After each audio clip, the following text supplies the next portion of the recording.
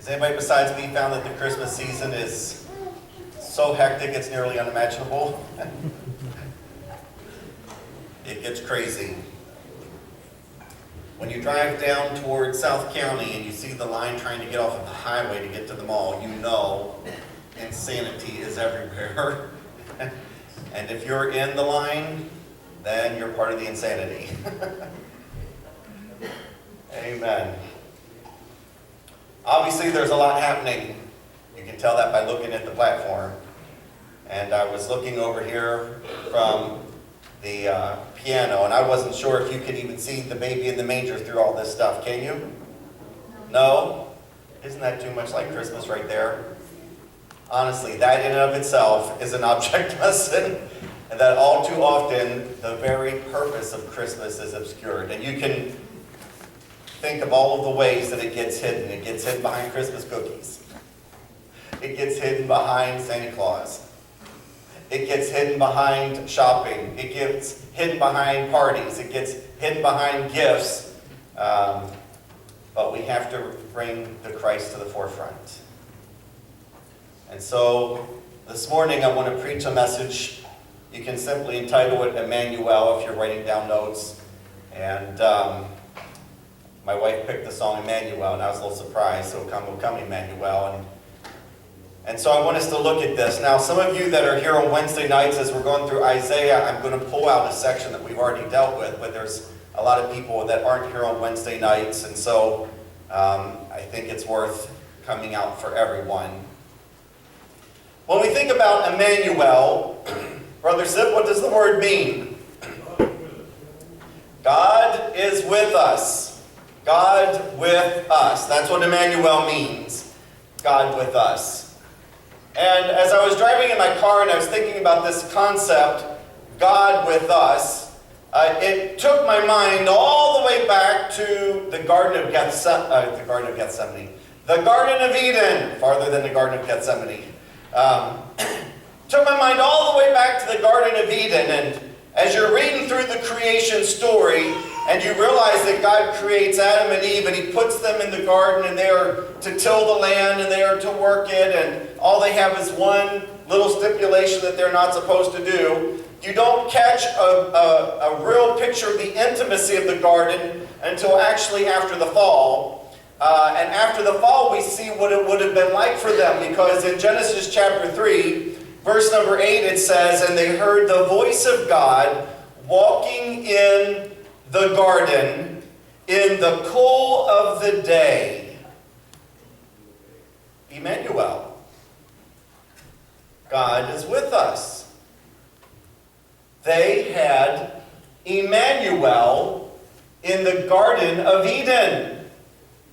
But on this particular day, when we catch a glimmer into what life would have been like for them, instead of it being a comforting thing, Emmanuel, or God with them, was a very uncomfortable thing, because it turns around and it says, "And Adam and his wife hid themselves from the presence of the Lord God amongst the trees of the garden." The call was there, the sound, the footsteps, everything about the setting said, he's getting close, and that was troubling. Now, as I'm talking, I'm thinking. I can do two things at once on rare occasion. Okay? As I'm talking, I'm thinking back to this whole scenario right here with stuff built up over the Christ child. I wonder sometimes if the reason why so much takes the center stage away from Christ at Christmas time is because people hear the footsteps coming in the garden, and it makes them a little nervous, Brother Matthews, and it's a lot more comfortable to do a lot of other things.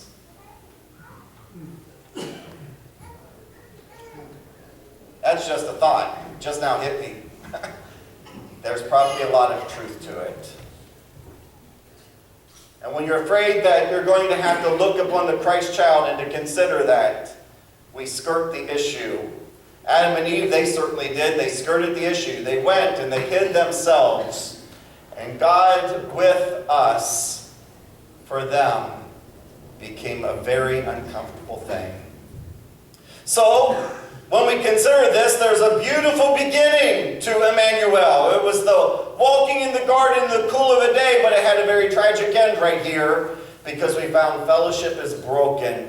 And the concept of Emmanuel, God with us, that would have been comforting, was all of a sudden uncomfortable. Uncomfortable.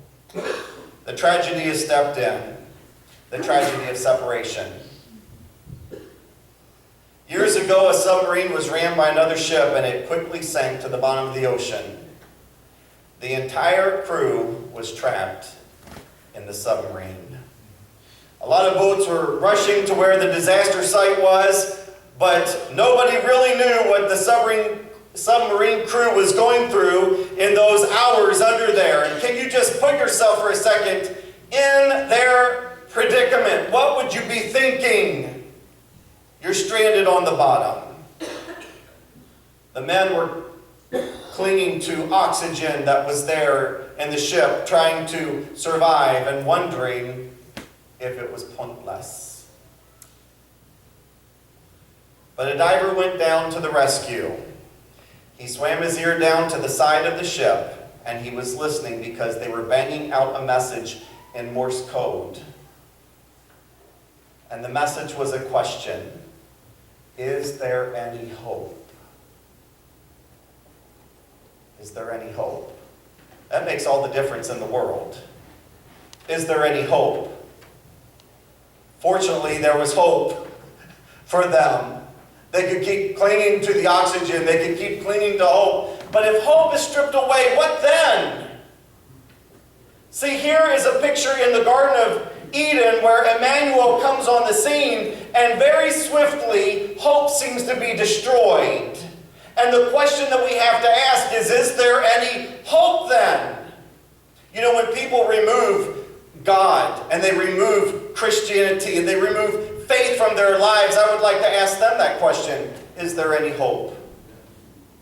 I think it was Doris I was talking to. Is it you that has an uncle or a brother-in-law or somebody that doesn't believe in God? Yes. And so she was talking to them one day, and she said, so if I went out and shot a dog, and that was just the end of it, and I went out and I shot you, it really is no difference. I mean, that's a pretty uncomfortable thing that you had to say to him. I mean, really, is there hope? Do you have value?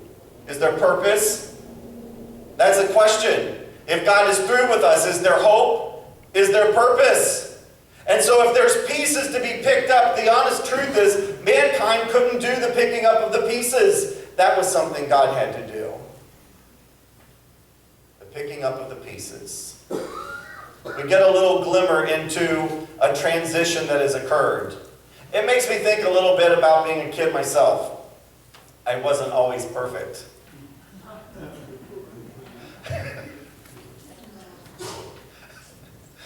In fact, I was so far from perfect. I think when I was a kid, I got beat with a belt every day of my life until I was up in my teenage years. I mean, if a day went by when I was not beat with a belt by my mother, it was a good day. It was really memorable to me. That's the honest truth, Jeremy. You know, you do the wrong thing, and all of a sudden, the happy feelings in the home can disappear, and what you get instead is a mother who is enraged. You know? And then everything shifts. She's still your mother, but she's on fire. And you're pretty soon about to be on fire too. And we get a little insight from that into kind of what happened after the Garden of Eden. I keep wanting to say Garden of Gethsemane. The Garden of Eden, when we come to Mount Sinai, Exodus chapter 19, verse 17 through verse 21, and it says, and Moses brought forth the people out of the camp to meet with God. That's a pretty unusual concept in the Old Testament. And they stood at the nether part of the mountain, and Mount Sinai was altogether on a smoke, because the Lord descended upon it in fire. And the smoke thereof ascended as the smoke of a furnace, and the whole mount quaked greatly. Emmanuel. God with us. And when the voice of the trumpet sounded long and waxed louder and louder, Moses spake, and God answered him by a voice. And the Lord came down upon the Mount Sinai, on the top of the mount. And the Lord called Moses up to the top of the mount, and Moses went up. And the Lord said unto Moses, Go down, charge the people, lest they break through unto the Lord to gaze, and many of them perish. Mount Sinai. Is there any hope?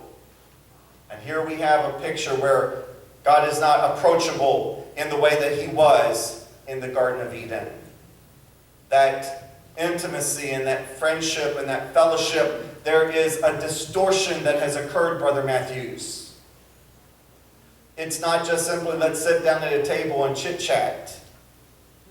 There's barriers. There's walls that have been erected. We have a picture of a separated God, a distanced God, a removed, if you would, in proximity. Yeah. He is a holy God. He is a transgressed God. A transgressed God. And because of this, he's unapproachable, at least directly.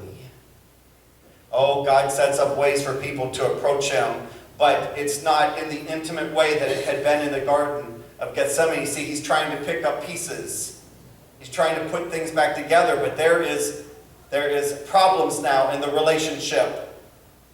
So now there has to be a priest, a go-between, a mediator. And here Moses is a mediator, if you would, between God and the people. They can't go directly.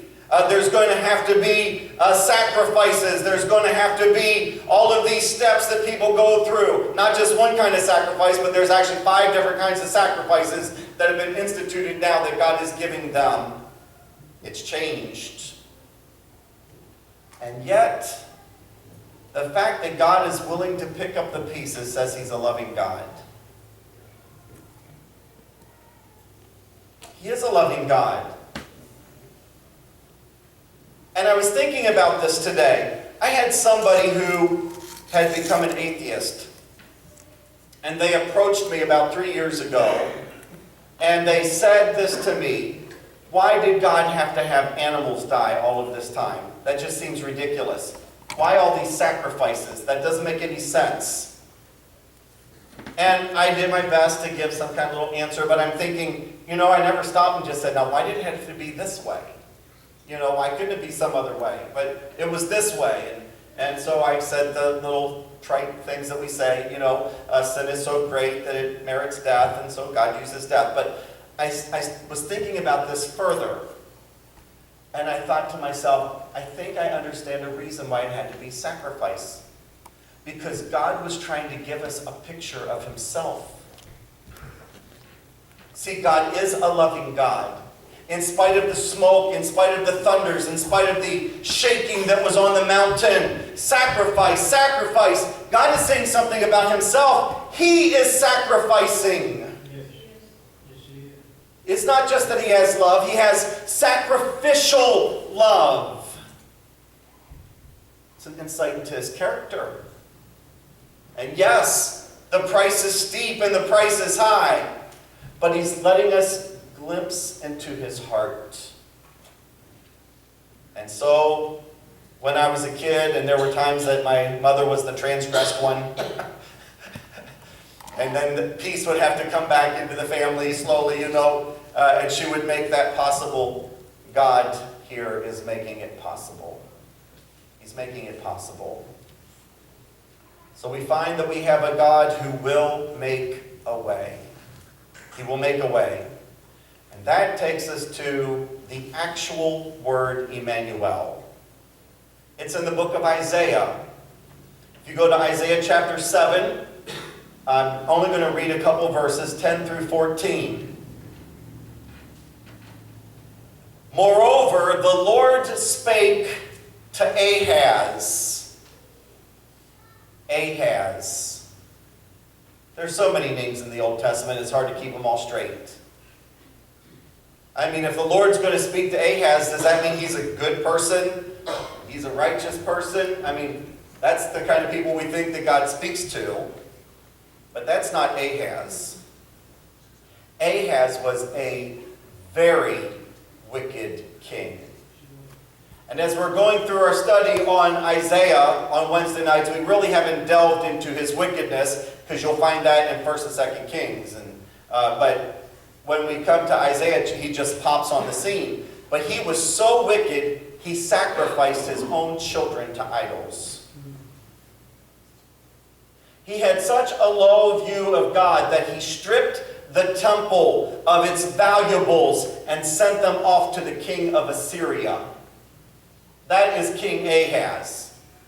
And yet it says God speaks to Ahaz, this wicked, wicked man who does not have faith in him.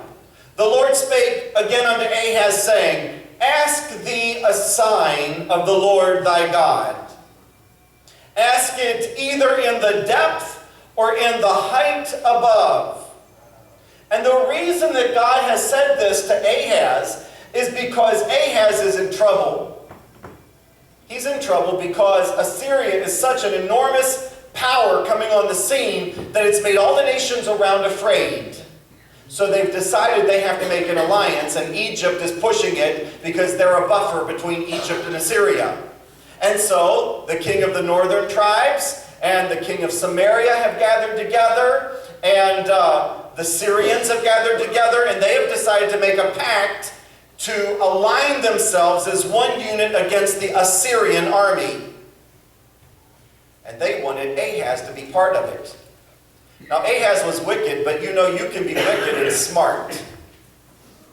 And he was smart enough to know, even if they all pulled themselves together, Assyria would just run them over. That's what he knew. And so he decides he has to make nice to Assyria and hope that Assyria protects him. And that's why he strips all of the gold and all of the silver out of the temple. And he sends message to Assyria and says, I am your servant. Let me tell you something. You'd be better off to be God's servant. But he decided because it looked so frightening, he would be their servant.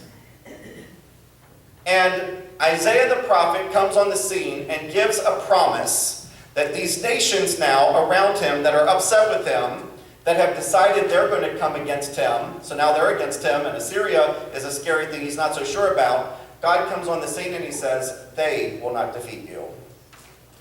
They're about to be wiped off the picture. So you can just not worry about that anymore, Ahaz. Now that's an incredible thing to think would happen. And when the prophet tells Ahaz, this wicked person who is not a person of faith, he says, now to prove this to you, God says you can ask for a sign. You can ask a sign. Well, what would it mean to ask a sign?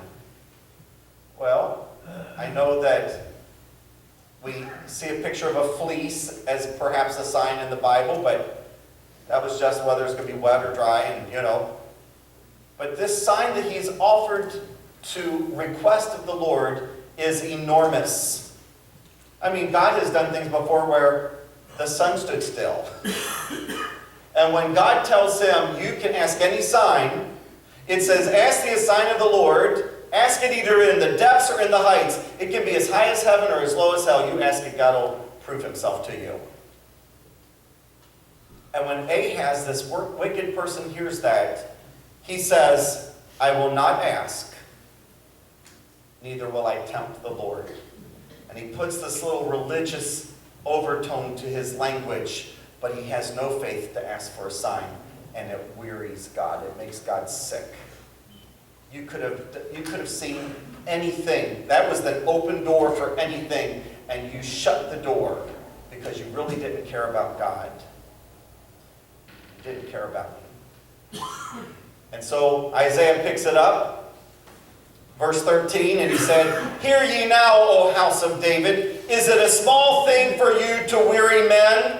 But will you weary my God also?" And that's where he strips away your God from Ahaz. And he takes it back and he says, "Will you weary my God?" Obviously, you have no faith in him. "Therefore, the Lord himself shall give you a sign."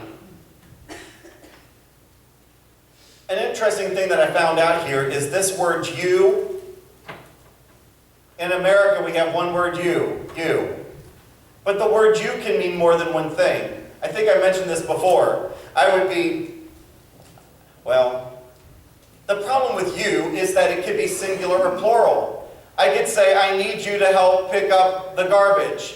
And one person might think, "Oh, it's me." But if I say, "I need you to help pick up the garbage," it can mean everybody. You can be singular or it can be plural. But in the Hebrew, there were separate words for the word "you," so that one word was singular and one word was plural. And even though God comes on the scene through Isaiah and he's speaking directly to Ahaz, when he comes down to this word, "I'm going to give you a sign," he broadens it to the plural, because this isn't just a sign for Ahaz anymore. The "you" is for his people. I didn't realize that, Brother Matthews, until just recently when I was studying this the second time. The Lord will give you a sign.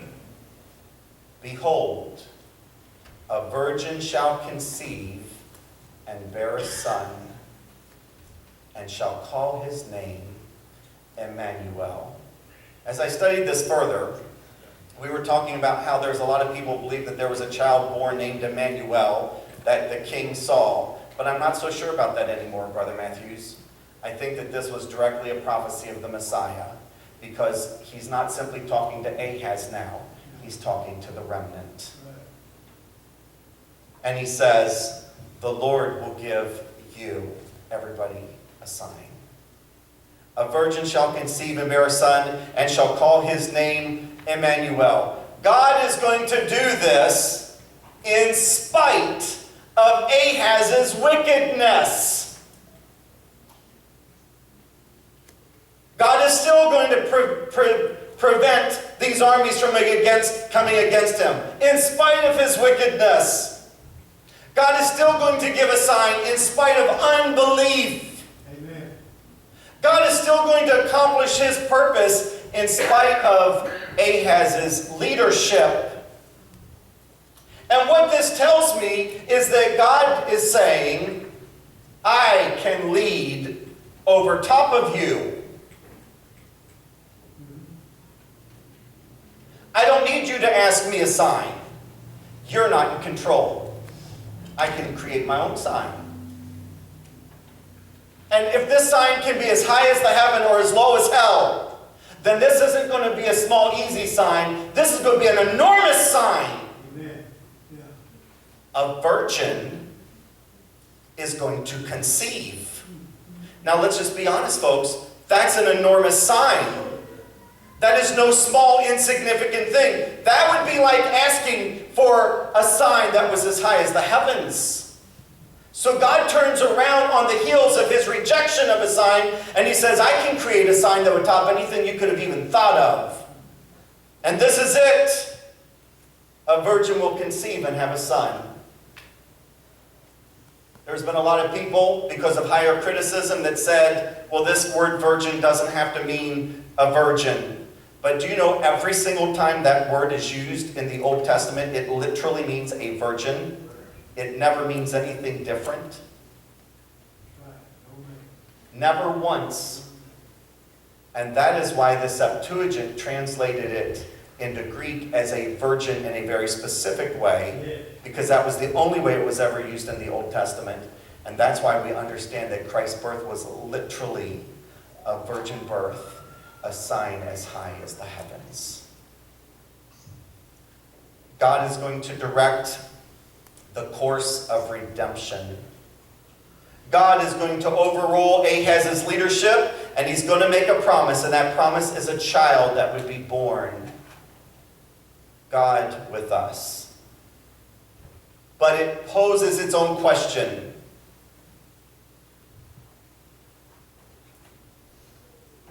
Which God with us? The God of the Garden of Eden? Or the God of Sinai? Both was God with us. How is this child Emmanuel? What does it mean, God with us?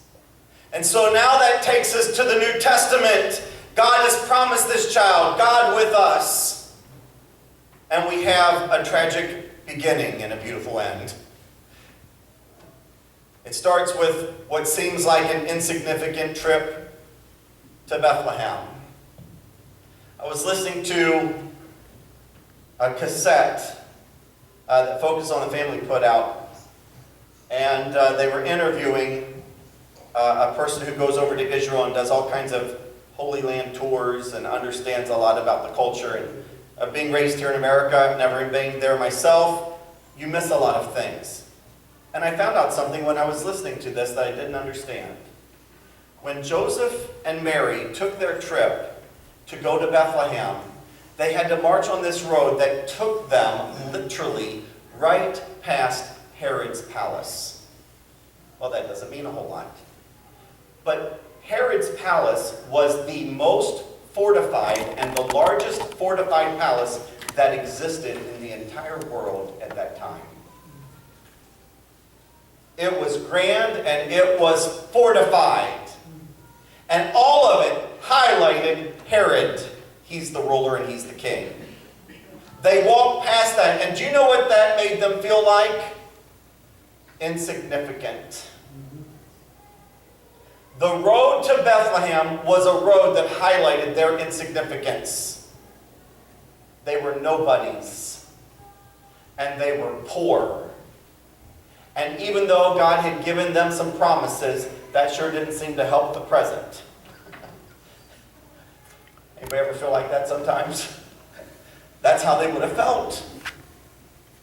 We get this picture of Mary riding on a donkey and Joseph pulling it along.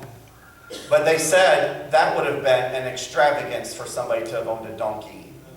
For them to have been poor enough that they had to offer turtle doves for Mary's purification, they could not have afforded the donkey. That means that she is almost ready to give birth, and she's trudging down that road of insignificance on her way to Bethlehem. That gives you a picture of how bleak the first Christmas really was for the actual people that was involved. Then we come to Matthew chapter 1, verse 22 and 23. Now all this was done that it might be fulfilled, which was spoken of the Lord by the prophet, saying, Behold, a virgin shall be with child, and shall bring forth a son, and they shall call his name Emmanuel, which being interpreted is God with us. When was God with us this time? This is God with us when I feel insignificant. This is God with us when I feel powerless. This is God with us even though we have sinned. This is God with us in our griefs. This is God with us in our loneliness. This is God with us at this time. That is when the baby erupts onto the scene.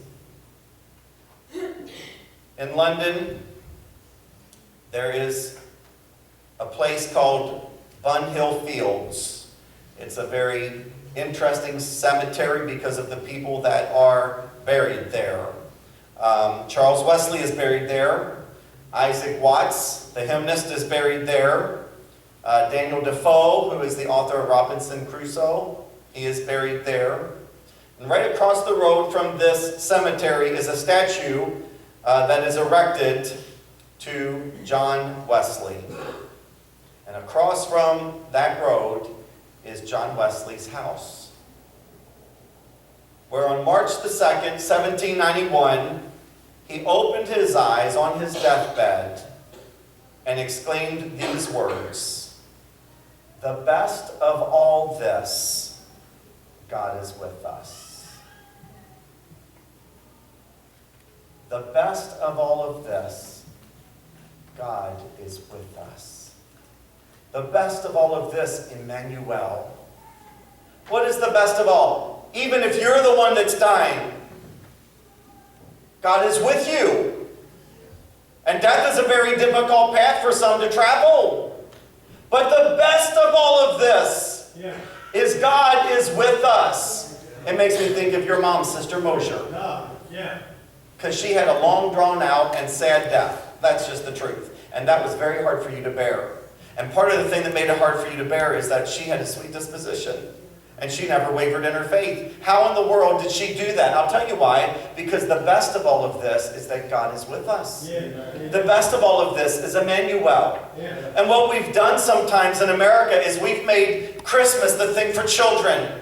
And it is oftentimes for children, isn't it? They all come to the houses and we open up our gifts and children are excited and that makes us excited and happy. And then somehow or another we think that when we get grown up and we're no longer children that Christmas is relegated for them. And then maybe Christmas for me is lonely because I don't have children. I mean, my wife will be at our house and with Mom and it'll be the three of us, you know. We'll probably have family come down, but I'm just making it pitiful for your sake. Okay? Or maybe there's some people in our church that are shut-ins that will be home by themselves. And then you're thinking in your mind, oh, Christmas is for the kids, my Christmas is sad. Not if you understand the Christ of Christmas. Pull the things out from in front of him that you've erected. And you're going to find that the best of all is God with us. At least that is true if you are his. Now, if you're not a Christian, Emmanuel is a cause for concern. Because God is with you as well. And he sees your rebellion. God's with you. He sees that you're choosing your way instead of his. God is with you. He sees when you spurn his Holy Spirit who's tugging at your heart. He sees it. And there's a day you have to face him. Can you see his sacrifice? That's his love. It's not just God in a manger, it's God on a tree. It's God saying it doesn't have to be broken, there's hope. I've made a way, I've made a path. The question we have to ask ourselves, will we let him be born in us? Not just in a manger so many years ago, but born in us, alive in us, God with us, Emmanuel. Let's bow our heads and close our eyes if you would.